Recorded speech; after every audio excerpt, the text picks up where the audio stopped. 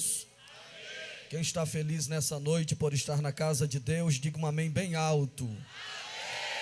Graças a Deus, irmãos, por estarmos aqui mais uma vez nessa casa, nessa igreja tão estimada por todos nós, nessa igreja tão amada, tão especial, ao qual todas as vezes que estamos aqui, muitas lembranças vêm à tona, muitas experiências que tivemos com Deus em outros tempos aqui nessa igreja, quando ainda adolescente, sentado ali naquela galeria e participando dos grandes congressos realizados pelo digno pastor Arnóbio, e até hoje faz, mas aquela época marcou a minha vida, e eu sou muito feliz por estar aqui ao lado de um dos homens que influenciou e ainda influencia a minha vida ministerial. Pastor Arnóbio, não sei se ele sabe ou lembra, mas ele foi o responsável por muitas portas abertas aqui nesse campo, por muitas oportunidades, ainda auxiliar de trabalho, mas magro, solteiro, glória a Deus, e ele sempre acreditou, oportunizando, e muitas vezes aqui embaixo ele, ao terminar os trabalhos, chorava, contava a sua história, e eu sou um dos que foi impactado por sua vida. Deus abençoe, meu pastor. O senhor é um exemplo, é uma referência, é um espelho para nós jovens obreiros que estamos iniciando. Deus abençoe a toda a pleiade de obreiros que estão aqui em minha retaguarda. Em nome do pastor Arnóbio, eu queria que todos vocês sentissem homenageados e lembrados e notificados por nós. Deus abençoe também ao nobre amigo Daniel, que é o diretor de missões aqui do campo. Deus abençoe ao servo de Deus, a minha esposa, que está aqui à minha esquerda, minha filha, todos os irmãos. Eu estou ladeado de amigos, de pessoas especiais, a esse grande grupo de missionários do campo. Deus abençoe vocês. Apenas reforçando o nosso atraso, desde 7 horas da manhã estamos na igreja, realizando trabalhos sucessivos. De manhã tivemos a alvorada missionária, tivemos a escola bíblica missionária, e de 1 da tarde, 13 horas até 17 horas, tivemos uma grande carreata no bairro, onde vidas se converteram a Cristo, e por isso eu estou aqui. Eu estou mais moreninho do que o normal, só não sei se eu emagreci nessa caminhada que eu dei, glória a Jesus, mas moreninho e cansado, glória a Deus. Estamos por esse trabalho tão glorioso, que o físico sente, mas a alma é regozijada. Amém, irmãos? Cadê os missionários que estão alegres por todo o trabalho realizado aqui nesse campo? Esse campo, irmãos, é precursor de um avivamento para o estado de Alagoas. Muitas cidades, inclusive em Maceió, e muitas igrejas foram impactadas por este campo aqui de Rio Largo. E eu quero glorificar a Deus pela vida do nosso pastor Arnóbio, membro da nossa mesa diretora, segundo vice-presidente da nossa Comadal e pastor desse seleto campo, sua esposa, a irmã Antônia. Cadê a irmã Antônia? Deus abençoe, deve estar trabalhando aí, glória a Jesus. E a todos queridos que vieram ouvir a palavra de Deus. Eu quero convidá-los a tomar o exemplar bíblico e abrir no livro do Apocalipse, capítulo 2, versículos 1 ao 7. Apocalipse, capítulo de número 2, versículos 1 ao 7, em nome de Jesus. Se você puder me ajudar no retorno, eu agradeço. Não a altura, mas um pouco de qualidade no retorno, eu agradeceria muito, querido, em nome de Jesus. Apocalipse, capítulo 2, versículos 1 ao 7, está escrito na palavra de Deus.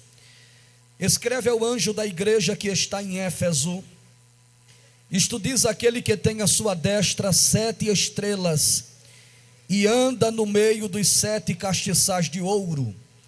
Eu conheço as tuas obras e o teu trabalho e a tua paciência, e que não podes sofrer os maus, e pusestes à prova os que dizem ser apóstolos e não são, e tu os achaste mentirosos, e sofrestes e tem paciência, e trabalhastes pelo meu nome e não te cansastes. Tenho, porém, contra ti, que abandonastes o teu primeiro amor. Lembra-te, pois, de onde caístes, e arrepende-te e pratica as primeiras obras. Glória a Jesus. Tem galardão no céu para ti, homem de Deus. Aleluia. E pratica as primeiras obras. Quando não, brevemente te virei e tirarei do seu lugar o teu castiçal, se não te arrependeres. Aleluia. Tens, porém, isto, que aborreces as obras dos nicolaítas, as quais eu também aborreço. Versículo de número 7, toda a igreja.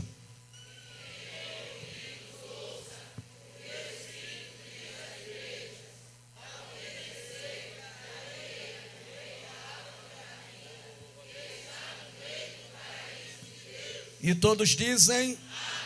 Olhe para quem está ao seu lado e diga assim: resgatando.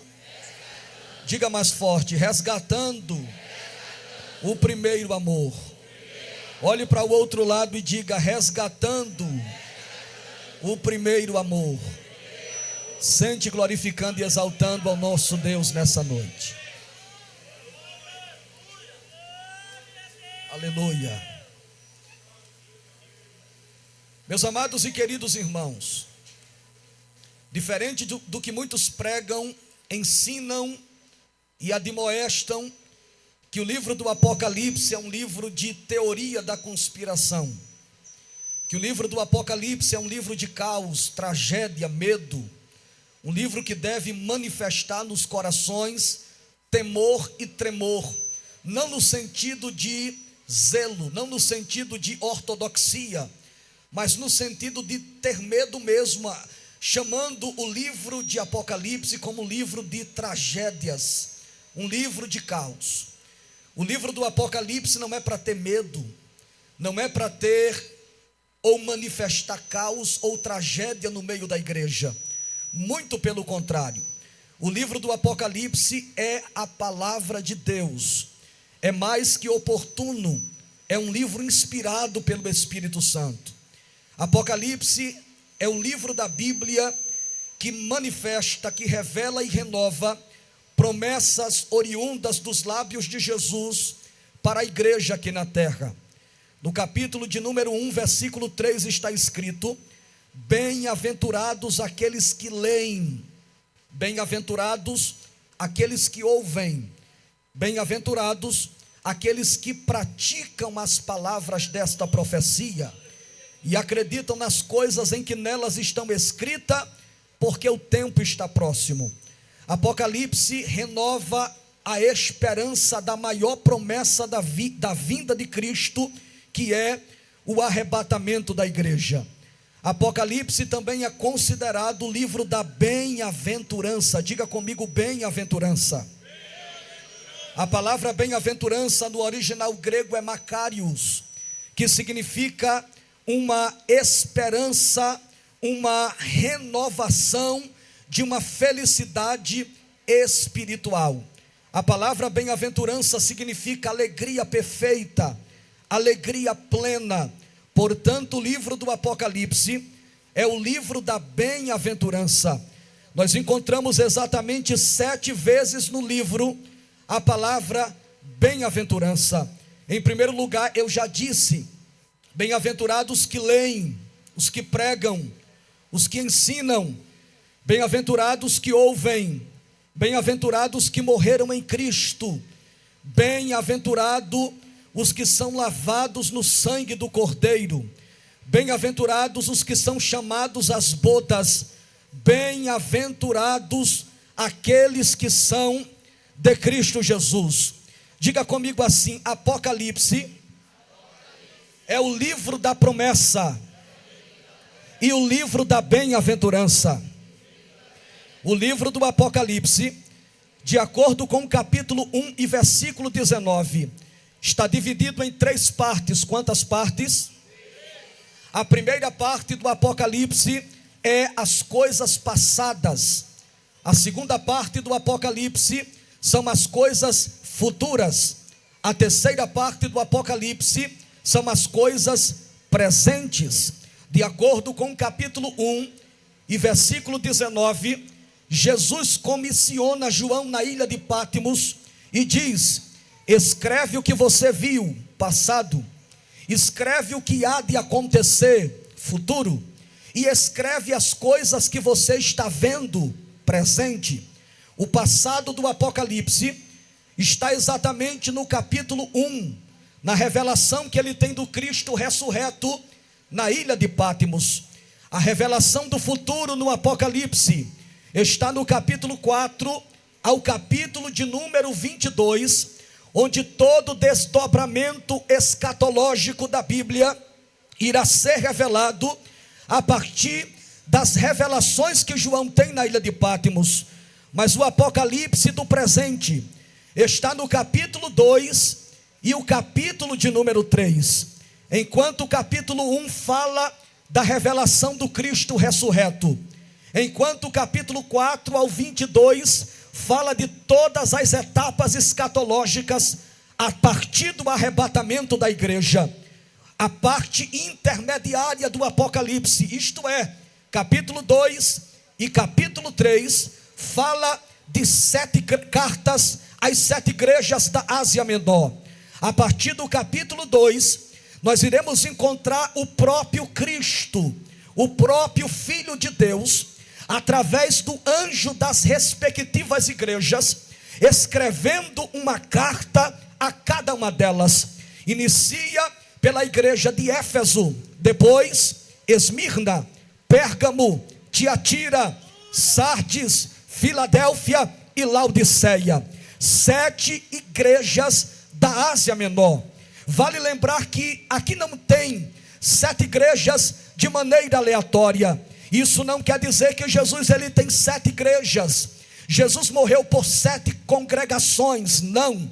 Jesus morreu por uma igreja apenas, uma igreja organismo, uma igreja de salvos de todos os tempos, de todas as eras e de todos os lugares.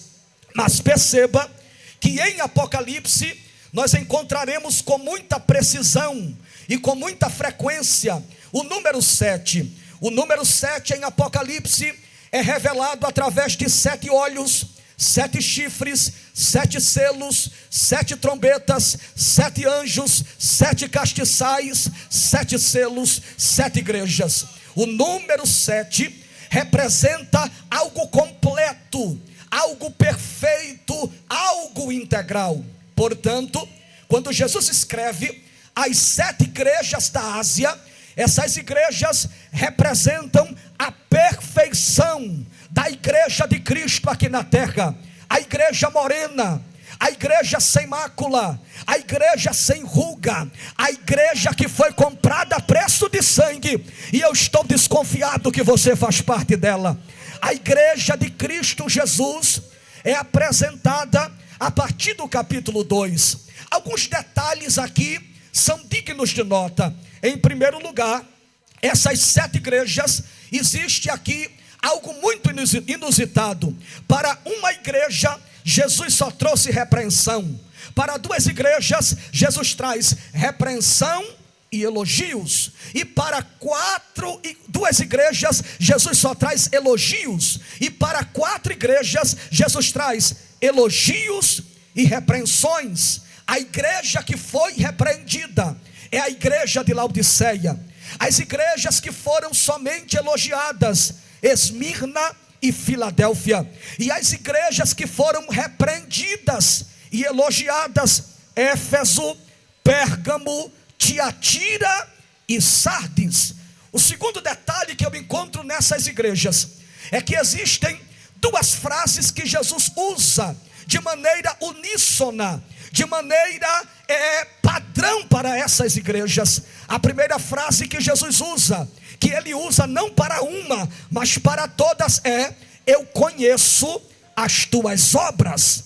Ele diz para Éfeso, Esmirna, Pérgamo, Tiatira, Sardes, Filadélfia e Laodiceia a mesma coisa: eu conheço as tuas obras. A segunda frase unânime que Jesus usa para as 7 igrejas está no último versículo de cada carta. Quem tem ouvidos, ouça. O que? O Espírito, como é maiúsculo, diz às igrejas no plural. Essas frases Jesus usa de maneira incomum para as 7 igrejas da Ásia Menor. Percebam que a igreja que nós lemos aqui, ela é a primeira igreja chamada Igreja de Éfeso. Olhe como Jesus inicia o tratamento com a igreja. E aqui Jesus formula um padrão, um método que ele lidar com todas elas. Olha o versículo de número 1. Escreve ao anjo que está em Éfeso. Observem que no contato que Jesus tem com cada igreja, ele estabelece um padrão para falar com elas. Ele começa dizendo: eu estou escrevendo ao anjo de. Observem que a mensagem do céu não vem da igreja, passa pelo altar e vai para o céu. A mensagem de Deus sai do trono, passa pelo altar e vai para a noiva. Eu vou repetir: a mensagem de Deus, ela vem do trono, passa pelo altar e vai para a igreja. Eu preciso concordar com Calvino, quando ele diz que o púlpito é o trono de onde Deus governa o seu povo. Novamente vou dizer: o púlpito é o trono de onde Deus governa a sua igreja. Quando Deus quer tratar o seu povo, quando Deus quer falar com a igreja, a mensagem vem do trono, passa pelo altar e vai para o teu coração. Quando Deus quer trazer resposta, quando Deus quer promover avivamento, a mensagem vem do céu, passa pelo púlpito e vai para a tua mente, e vai para a tua casa, e vai para a tua vida. Quantos recebem a palavra que vem do trono de Deus? Só que olha para cá, Jesus escreve uma carta a uma igreja. Que igreja é essa? Igreja de Éfeso. Só que percebam que Jesus não vai mandar uma carta a uma igreja selecionada pelo padrão de educação, pelo seu destaque na sociedade, no sentido de ser perita, zelosa, ortodoxa, obediente, modelo. Jesus não manda uma carta para uma igreja modelo. Jesus manda uma carta a uma igreja, em primeiro lugar, politicamente rica. A cidade de Éfeso era a cidade mais rica da Ásia Menor.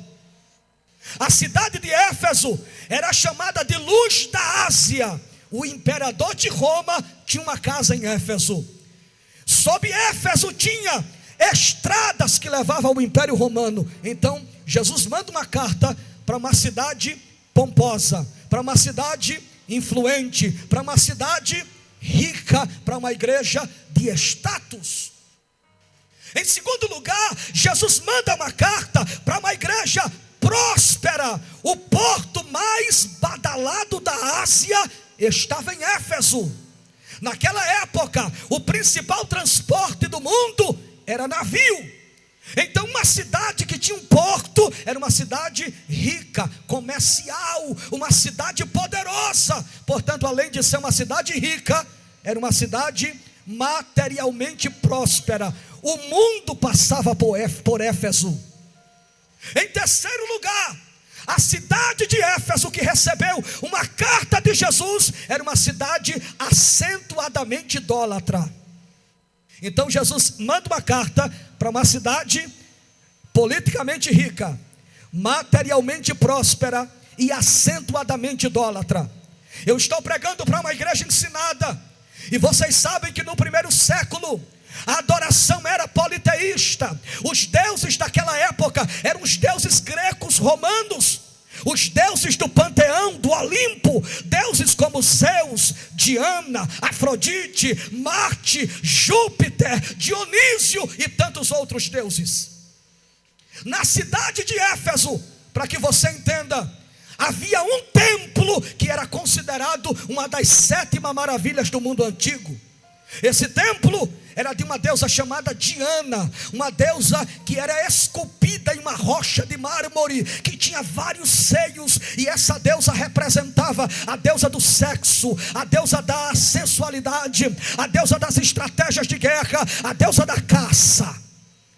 Essa deusa tinha um templo de mármore, com 1000 sacerdotisas nuas dentro do templo, e como ato de adoração à deusa, elas tinham relação sexual dentro do templo, como tributo à deusa Diana.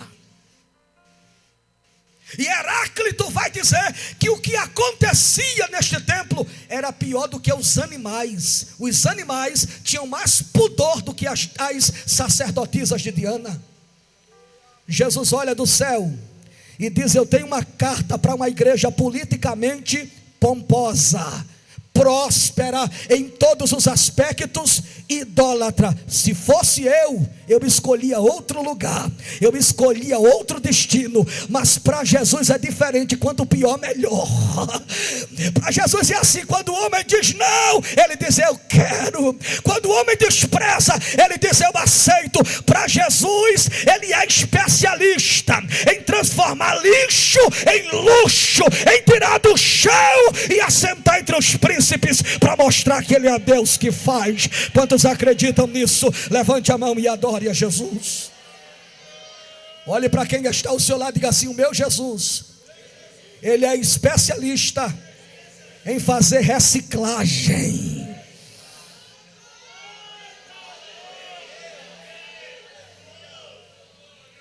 Não me responda não. Onde é que você estava uma hora dessa? Não me responda, é uma pergunta retórica. Com quem você estava uma hora dessa? Que ambiente você estava frequentando uma hora dessa? Você era chamado de ovelha negra da família. Você era tido como filho pródigo, afastado das coisas de Deus, rebelde, foi para longe do pai. Você estava mergulhado no obscurantismo espiritual, no vício, na bebida, nas drogas, na prostituição. Mas um dia Jesus te encontrou, escreveu uma carta para você e disse: é você que eu quero, é você que eu quero. Levante a mão se você foi escolhido por ele. Jesus gosta de coisas improváveis. Jesus mandou uma carta para essa igreja. Na carta que Jesus escreve, olhe para o seu irmão e diga assim: nessa noite Deus tem uma carta para você. Diga para ela, para ele: Deus tem uma carta para você hoje aqui. Não, me ajude a pregar. Olhe para a direita e esquerda. Diga: Jesus tem uma carta para você hoje aqui. Diga para ela: você aceita ou não? Pergunte aí: você aceita ou não? Quem aceita essa carta? Quem quer a carta vinda de Jesus?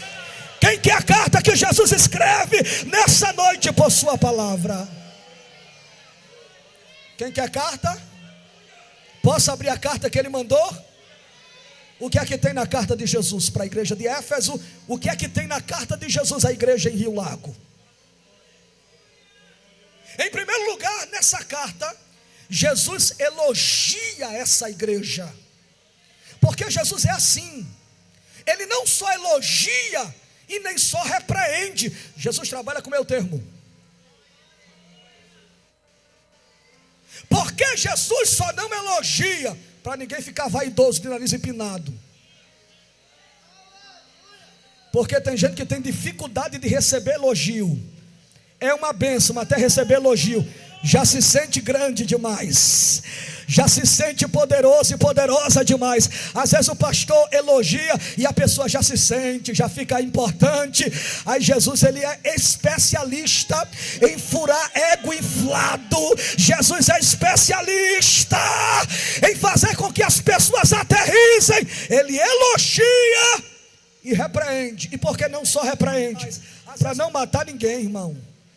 Porque se a gente fosse repreendido só, a gente morria. Então ele elogia e ele repreende.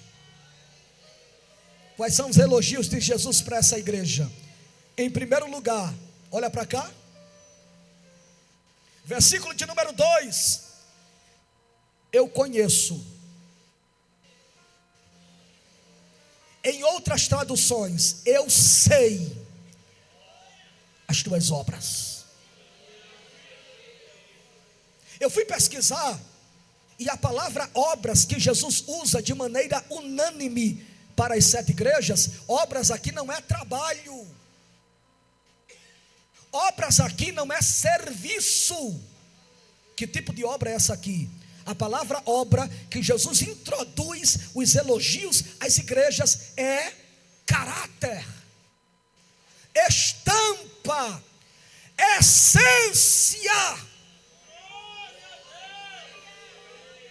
Jesus diz assim: tem carta, e na carta tem elogios, repreensão, conselho e promessa. E eu vou fazer tudo isso, porque antes de fazer promessa, antes de trazer conselho, antes de repreender e antes de elogiar, eu te conheço por dentro, eu te conheço na essência, eu sei quem você é. Salmo de número 139, Senhor, tu me sondas e me conheces. Às vezes, nós olhamos para nós e dizemos, eu me conheço. Às vezes você olha para um marido, para uma esposa e diz, eu conheço ele e ela. E muitas vezes a gente se decepciona, se surpreende, porque nós não somos o que nós achamos que somos. Nós não somos o que as pessoas dizem que somos. Nós somos o que Deus sabe que nós somos. Nós somos conhecidos, esquadrinhados. Quando Jesus disse assim, eu conheço as tuas obras, Jesus está dizendo, eu conheço por trás do verniz da religiosidade. Eu conheço você no âmago, no íntimo, na essência, temperamentos, defeitos, personalidade, caráter, aleluia, pensamentos, escolhas, atitudes, ações. Jesus está dizendo, eu te conheço nas gavetas da tua alma. Que bom saber que Ele me conhece. Que bom saber que Ele sabe quem eu sou. Que bom saber que Ele me conhece ao avesso, sem reserva, sem precedente. Ele sabe quem eu sou. Você já percebeu que às vezes tem gente na igreja que você olha assim e diz, não gostei daquela irmã, aquela irmã tem um jeito de amostrada. Já percebeu que tem gente assim? Aquela irmã não passa por aqui. E às vezes você se surpreende com ela. É uma maravilha de pessoa. E às vezes você encontra alguém sorridente, como aquele sorriso da Magali, da turma da Mônica, mas tem unha de tamanduá. Glória a Jesus. O que Jesus está dizendo aqui, não importa, ou não adianta me enganar com sorrisos, com atitudes. Eu te conheço. Eu sei intenção, motivação e pensamentos. Caráter. Então Jesus olha para a igreja e diz assim, vocês têm essência, vocês têm caráter, vocês me servem de verdade. Eu sei as tuas obras.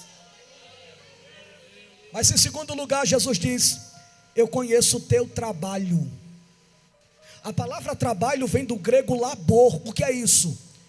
É um trabalho que sua, que mexe com o psicológico e com o físico. Jesus disse assim, Éfeso, eu sei que vocês são semelhantes a uma colmeia de abelha industriosa. Vocês têm obras, vocês têm trabalho, vocês evangelizam, vocês ganham almas, vocês ofertam, vocês dizimam, vocês constroem, vocês anunciam, vocês têm trabalho. Em terceiro lugar, Jesus olha para a igreja e diz assim, olha para cá, eu conheço a tua perseverança, versículo 2. Então estamos diante de uma igreja que tem caráter, que tem obra, trabalho e que tem perseverança. Aqui eu acho algo muito interessante. Porque perseverança é o cerne do evangelho. Qual a diferença de você que está sentado me ouvindo, na expectativa que Deus venha trazer um avivamento depois da palavra, um mover sobrenatural do céu? Você que está aí dizendo: Senhor, me batiza como Espírito Santo, Jesus me cura, Jesus visita alguém na minha casa agora, Jesus faz um milagre na minha vida. Você que está aqui crente, que tem fé em Cristo, qual a diferença de você e de quem está lá fora? A diferença é única, é simples, porque você persevera. E o que é perseverança? A palavra perseverança no grego é uponome, que significa, olha para cá, constância, resiliência, permanência. Perseverança é permanência, é constância. Você lembra do Gênesis capítulo de número 8? Quando as águas baixaram, Noé solta uma pombinha, ela vai, e não achando lugar para repousar os pés, ela volta. Noé vai pegar um corvo, ele vai e volta. Depois de 7 dias, ele pega aquela mesma pombinha, solta, mas quando ela volta, ela traz um ramo de oliveira nova no bico. O que é perseverança? Perseverança, quem nos dá uma aula é a oliveira, porque o dilúvio veio, cobriu toda a terra, mas quando a água baixou, a oliveira estava de pé, a oliveira estava viva, a oliveira estava verde na presença. O que é perseverança? Tem gente aqui que tem todos os motivos para não estar nesse culto. Tem gente aqui que deixou pessoas em casa doente, que deixou problemas em casa, que deixou dificuldades. Tem missionários que estão trabalhando a semana toda, mas tem gigante esperando na segunda. Mas isso não te fez desistir, parar, retroceder, pegar a carta e dizer: eu vou me mudar, eu vou para longe, eu vou entregar a obra que Deus me confiou. Não, você está perseverando. Olhe para o seu irmão e diga assim para ele: o segredo não é começar bem.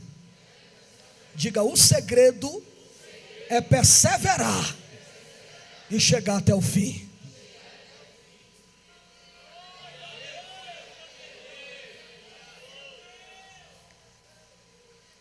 Perseverança. A Bíblia nos diz em Romanos capítulo 8: quem nos separará do amor de Cristo? Aí Paulo pensa em algumas possibilidades: a tribulação, a fome, a nudez. O que tem o poder de me tirar da presença de Deus? E eu lhe respondo: absolutamente nada. Porque para aqueles que sabem perseverar, se manter, pode vir luta, pode vir perda, pode vir dificuldade, pode vir inveja, pode vir calúnia, mas eu permanecerei no meu lugar. Aleluia. Diga para o seu irmão: persevere até o fim.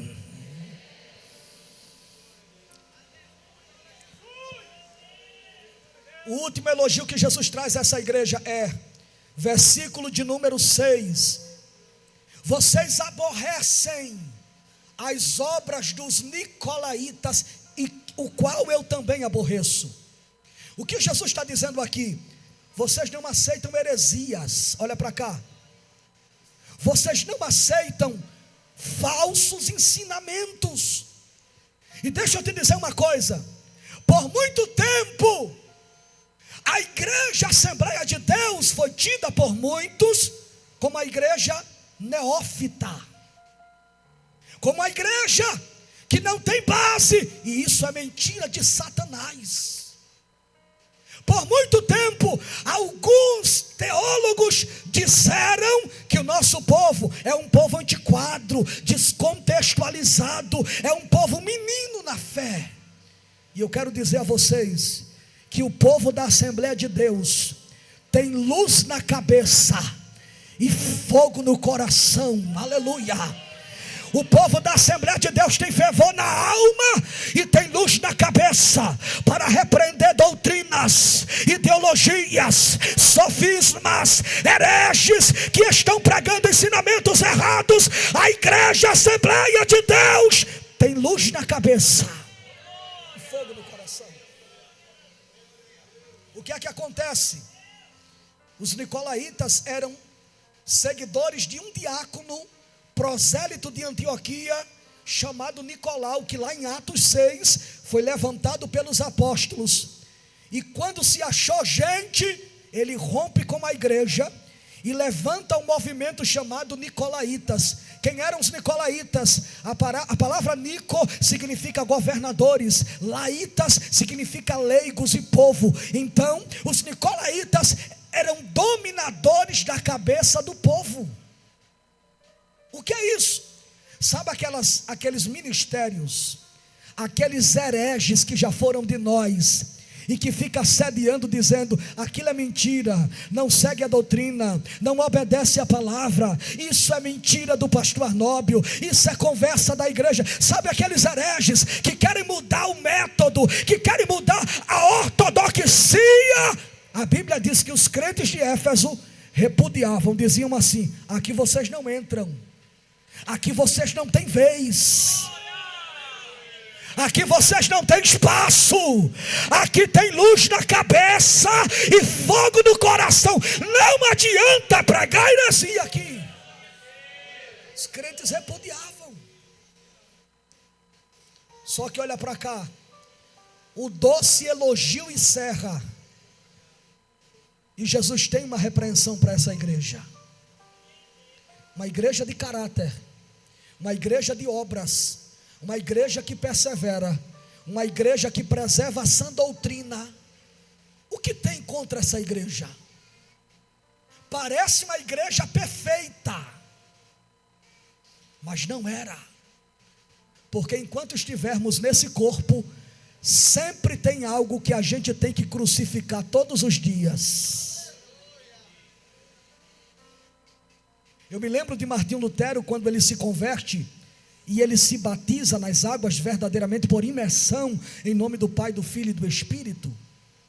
Martinho Lutero diz: eu achei que o velho homem tinha morrido nas águas do batismo, mas o desgraçado sabia nadar.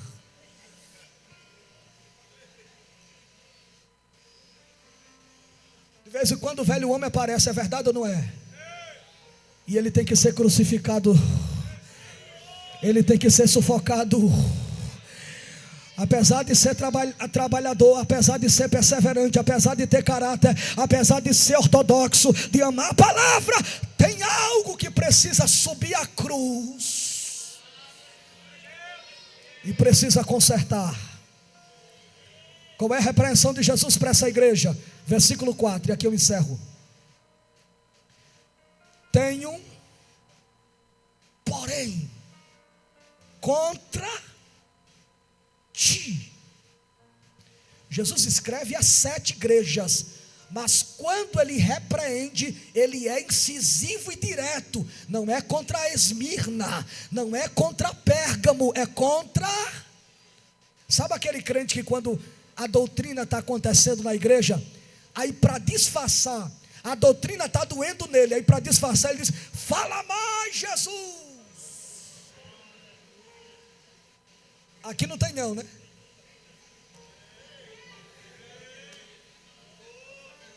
Tem uma irmã em Rio Largo que quando o pastor dava aquela doutrina pesada, ela dizia: fala mais, Jesus. É metiolate nas feridas. Não é esse metiolate de hoje não, é aquele de antigamente. Quem pegou a época do metiolate forte, o babate-mão, glória a Jesus. Essa geração não pegou não, eu ainda peguei uma raspinha, glória a Jesus. É da geração do pastor. Sabe aquele crente que quando a doutrina está acontecendo, aí ele se levanta e vai no banheiro para ninguém saber que Deus está falando com ele? Com Jesus não tem como se esconder. Com Jesus não tem como brincar de esconde-esconde. quando a palavra vem, ele diz: não é contra o irmão que está atrás de você, não é contra o irmão que está ao teu lado, é contra.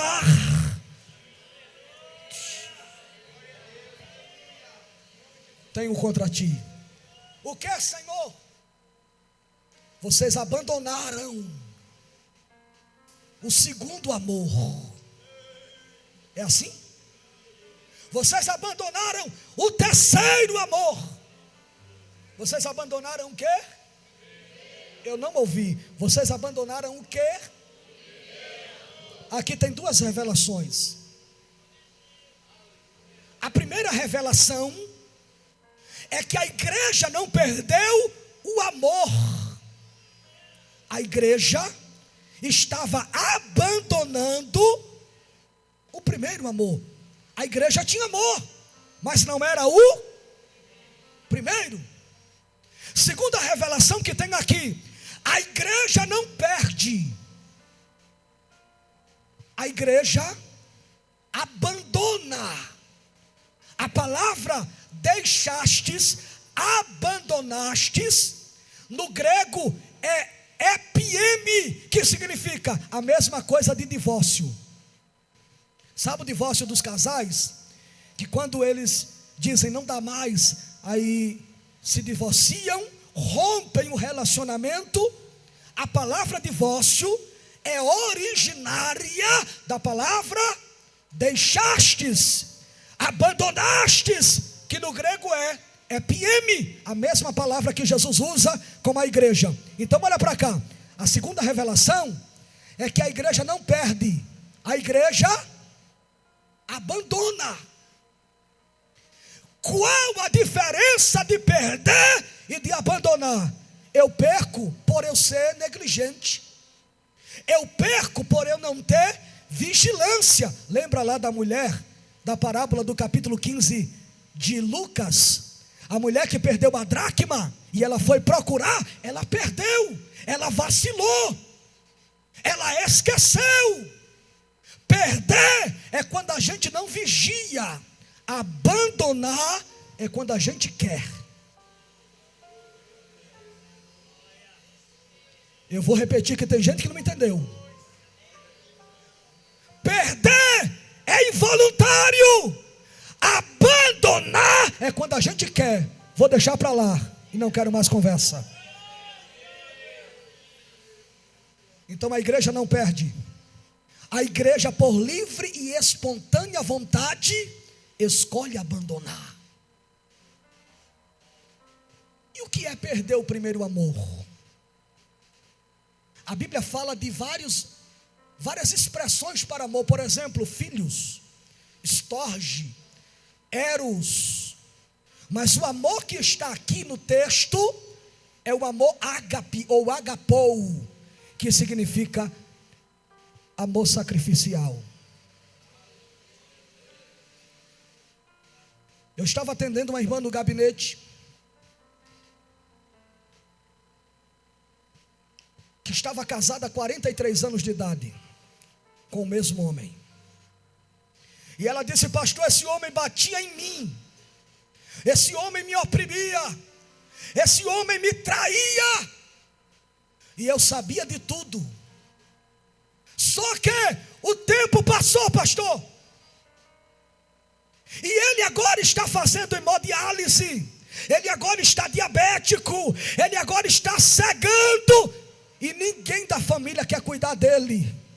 E ele está pedindo para me cuidar, e eu não quero, mas eu continuo cuidando todo dia, passando o creme na pele dele ressecada da diabetes, levando ele para o hospital. Eu não quero, pastor, e quero confessar e quero saber se isso é pecado, porque eu não quero fazer, mas faço. Eu disse: minha filha, isso é amor. O amor não é quando você olha para a namorada e diz I love you. O amor não é quando você olha para a mulher e diz assim, eu te amo. É muito fácil você dizer isso. Sabe o que é amor? A melhor expressão para a palavra amor, o melhor significado para você entender o que é amor, se chama ações. Amor não é palavra trivial, efêmera, passageira, que passa a qualquer momento. Sabe o que é amor? É não merecer e você fazer, é não merecer e você trabalhar, é não merecer e você dar o seu melhor. João 3,16, porque Deus amou o quê? E o mundo naquele tempo estava merecendo e ainda merece, mas Ele amou de tal maneira. E amou como? Que enviou, que deu o seu Filho único. Isso é amor, atitude, trabalho, serviço. Só que olha para cá. A igreja de Éfeso tinha trabalho, tinha serviço, tinha obra, mas perdeu o primeiro amor. Jesus está dizendo assim: eu não sou mais para vocês o que eu era.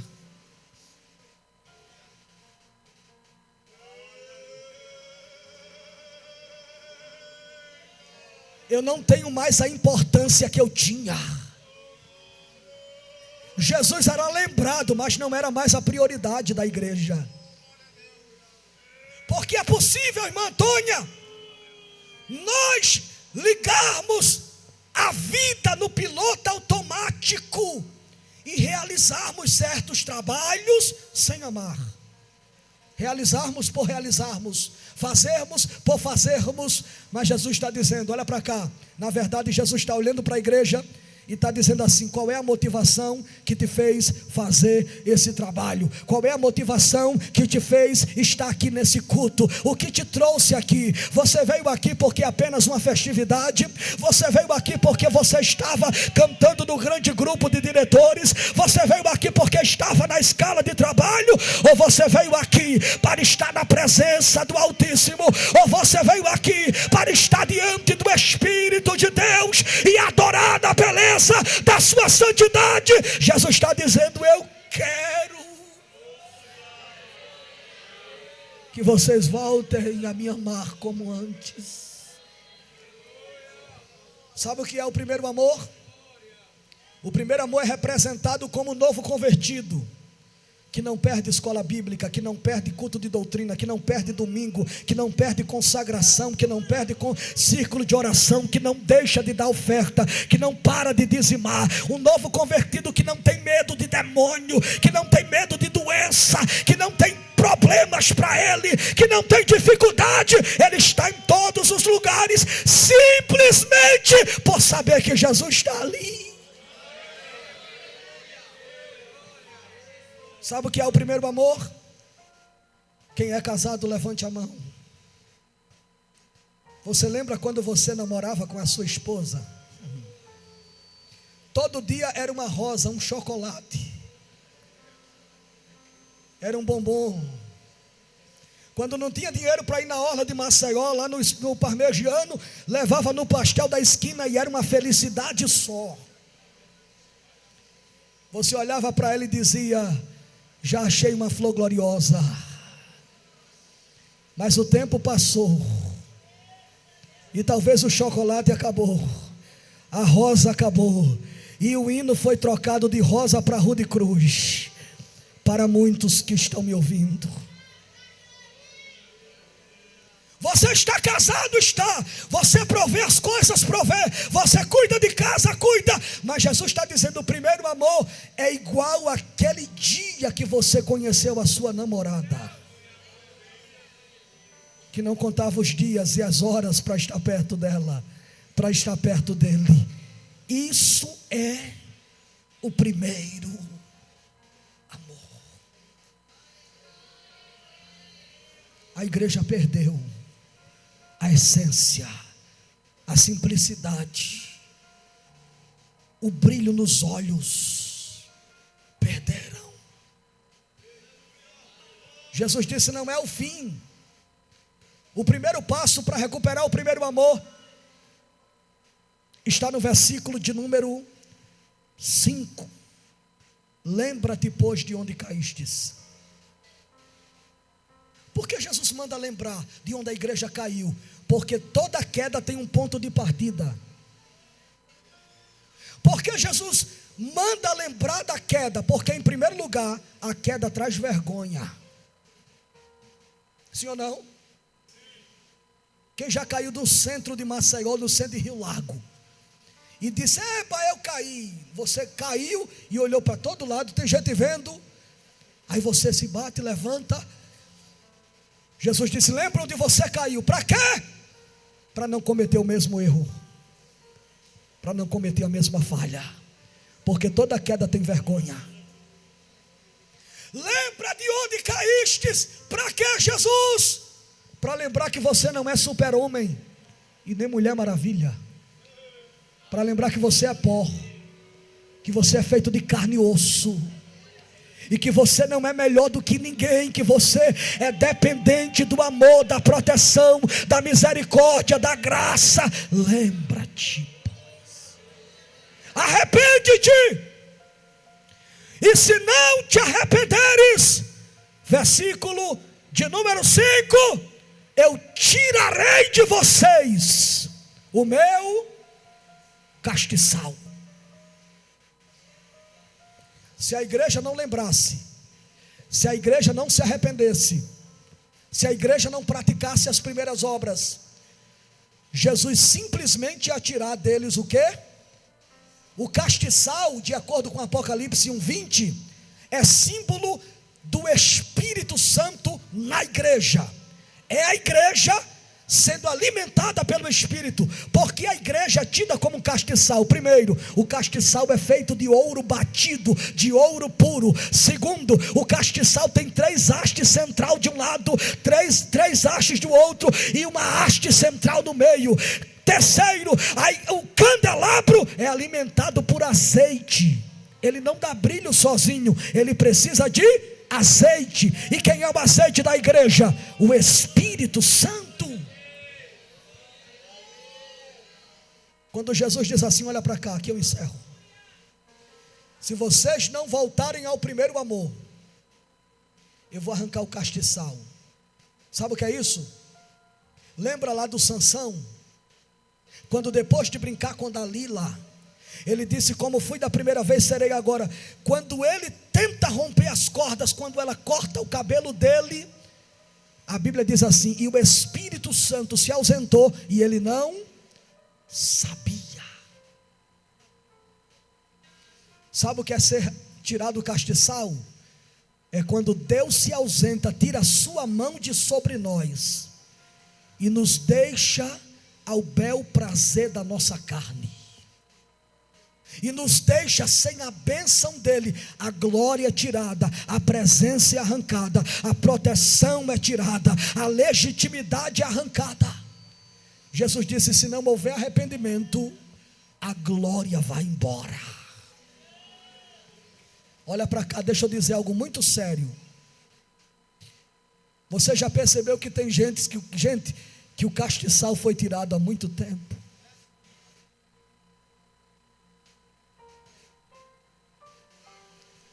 Você já percebeu que não tem mais, tem gente que não tem mais glória? Quando nós olhamos para um ministério como o do pastor Arnóbio, um ministério longevo, profínco, de anos, mas ainda mantém a tocha do Pentecostes acesa. Irmão, como é difícil manter a tocha acesa, como é difícil. Se nós não vigiarmos, o castiçal vai ser tirado, a presença vai ser arrancada, a glória vai ser retirada.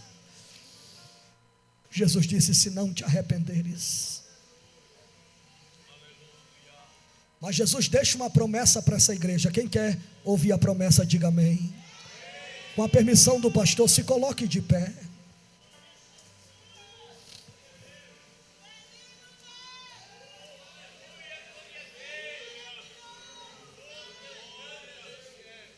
Diga para o seu irmão assim: não queira perder a glória de Deus, não queira perder a presença de Deus. Tem gente que chorava, não chora mais, pregava, não prega mais, cantava, não canta mais, cantava eu estava no período de oração com a igreja a semana passada, e de repente no meio da oração, eu fui surpreendido com uma irmã cantando cânticos espirituais, como há muito tempo eu não ouvia. E eu comecei a chorar dizendo: Jesus, que bom que o teu castiçal ainda está aqui. Olha para cá. Jesus deixa uma promessa para essa igreja: não perder a chama do avivamento, a chama da presença. Primeira promessa que Jesus faz a essa igreja está no capítulo de número 2 e versículo 1. Olha o que está escrito. Escreve ao anjo que está em Éfeso: isto diz aquele que tem na sua destra 7 estrelas. Quem são as estrelas do Apocalipse? Os pastores. Apocalipse 1:20 diz que os anjos são as estrelas. Os anjos no grego é ângelos, que significa mensageiro. Portanto, as estrelas que estão à destra de Cristo é o pastor, é a liderança. E por que a liderança da igreja é tida como estrela? Porque, em primeiro lugar, estrela não tem brilho próprio, reflete a luz que vem do sol. Segundo lugar, quando nós olhamos para a estrela, parece que ela está parada, não é assim? Mas ela está viajando a centenas e milhares de quilômetros por hora. A estrela não tem parada fixa. É por isso que Jesus chama a liderança de estrela, porque a estrela, ela não tem brilho, ela reflete o brilho de Cristo. E a estrela vai para onde Cristo manda, fica onde Cristo quer que fique. Jesus quer que a estrela fique aqui, e não tem quem tire, e não tem quem arranque, e não tem quem remova, porque é Jesus que quer.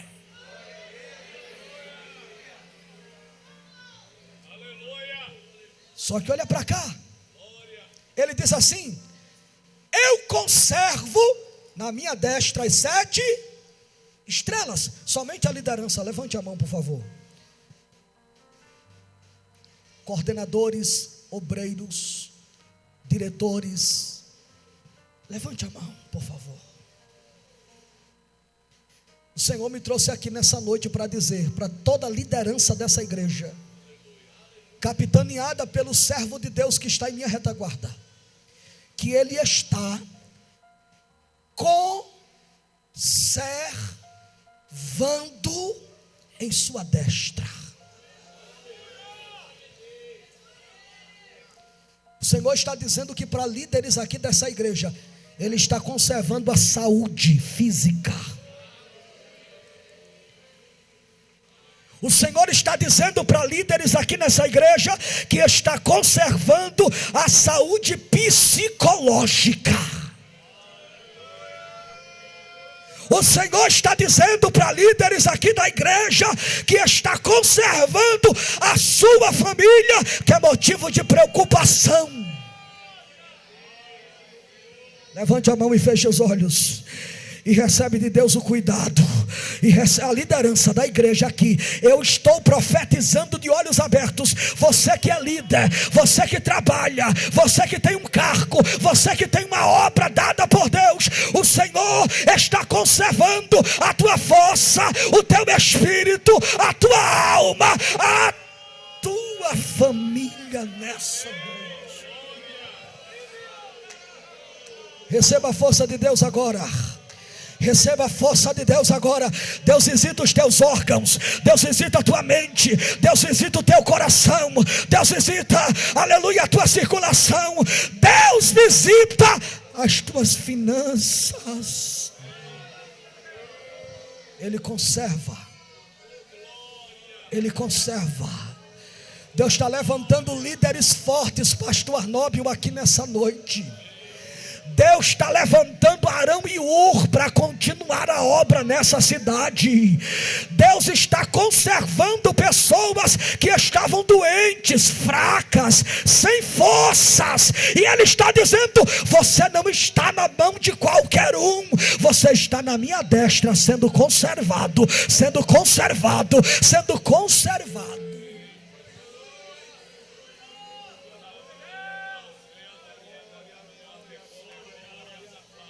Aleluia, aleluia. Eriga Sharigomontri Revasse. Dera canto que me dá sergue montria. Ela bacala chaia de canto reva. Elementri calanturia se. O Espírito de Deus, semelhante no vale de ossos secos, que estavam caídos, sem forças, espalhados, estáticos e rígidos, está soprando nessa igreja e está dizendo: haverá um derramar de Deus diferente, haverá um avivamento de Deus, a começar da liderança.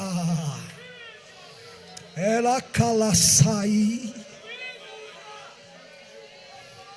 Pastor Arnóbio, se prepara para um novo tempo que Deus renova nessa noite.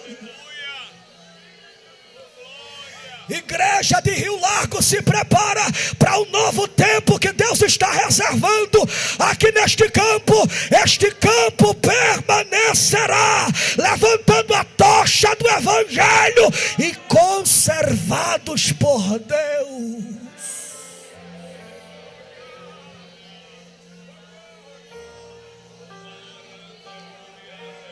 Alaracalachai.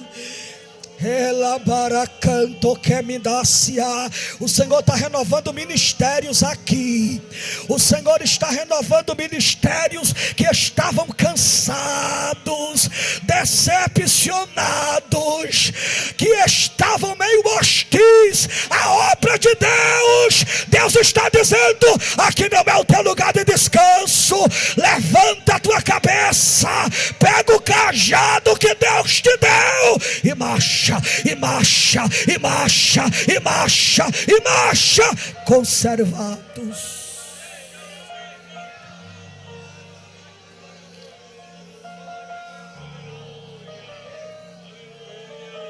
Você está na mão de Deus, na palma. Olha para a tua pessoa que está ao teu lado e diz assim: você está na palma da mão de Deus, ninguém te arrebata. Diga para ela, ninguém te arrebata. 1000 cairão ao teu lado, 10.000 à tua direita, mas você não é atingido.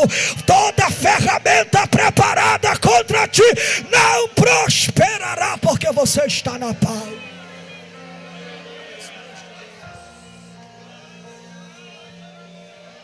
A última promessa: aquele que anda no meio dos 7 castiçais de ouro.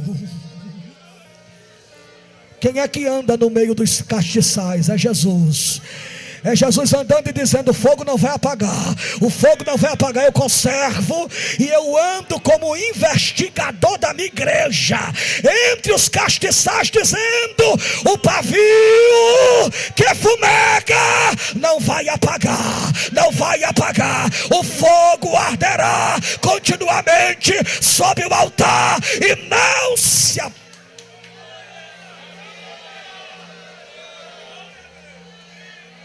Cadê a cantora? Cadê a cantora, minha filha? Com a permissão do pastor, enquanto eu ministro sobre as vidas, enquanto eu ministro, canta aquele hino: deixa eu te usar. Não sei, aleluia, se você conhece. Deixa eu te usar para curar. Deus não te deu espírito de medo, de temor. Eu sinto que Deus está renovando vidas. Ele passeia, ele passeia, ele passeia, ele passeia, ele passeia. Não vai apagar, não vai apagar. Volta a pregar,